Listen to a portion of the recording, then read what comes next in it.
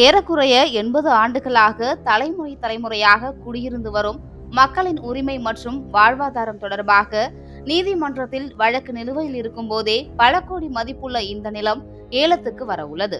நீதிமன்றத்தில் வழக்கு நிலுவையில் இருக்கும் போது இது எப்படி சாத்தியம் என்பதுதான் பெரும் கேள்வியாக உள்ளது. மாவட்ட நடுவர் நீதிமன்ற நீதிபதி அந்தஸ்தில் உள்ளவர் இந்த குத்தகை ஏலத்தை நடத்தும் அதிகாரியாக இருக்கிறார் என்பதுதான் கவனிக்க வேண்டிய ஒன்றாக இருக்கிறது. திருவள்ளூர் மாவட்டம் பூந்தமல்லி வட்டம் அயனம்பாக்கம் கிராமத்தில் சுமார் 52 சர்வே நம்பர்களில் 51.87 ஏக்கர் நிலம் கந்தசாமி நாயுடு டிரஸ்டுக்கு சொந்தம் எனவும் அதை நிர்வாகம் செய்யும் பொறுப்பு அரசு பேராட்சியர், அரசு பொறுப்பு சொத்தாட்சியர் அவர்களிடம் உள்ளது எனவும், மேற்படி இந்த நிலத்திற்கு ஆகஸ்ட் மாதம் 7ஆம் தேதி குத்தகை ஏலம் விடப்படும் என்றும், அதற்கு 4 கோடி நிர்ணய தொகை, 12 கோடி தேவணி தொகை என்றும் அறிவிக்கப்பட்டிருக்கிறது. அப்படி அறிவிக்கப்பட்ட நிலத்தின் மீது ஏற்கனவே பூந்தமல்லி நீதிமன்றத்தில் சிவில் வழக்குகள் நிலுவையில் இருக்கிறது.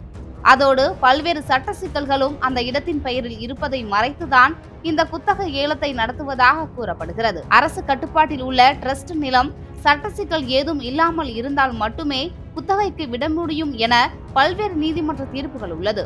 இந்த நிலையில் ஒரு சில பின்புலத்தின் காரணமாக ஏலம் அவசர நிலையில் ஏற்பாடு செய்துள்ளதாக குற்றச்சாட்டுகள் எழுந்துள்ளது. அதே நேரம் அந்த ஏல விளம்பரத்தில் உள்ள தொலைபேசியில் தொடர்பு கொண்ட போது அப்படி ஒரு வழக்கு நிலுவையில் இருப்பது என்பதே தங்களுக்கு தெரியாது என தெரிவித்ததாகவும் கூறப்படுகிறது.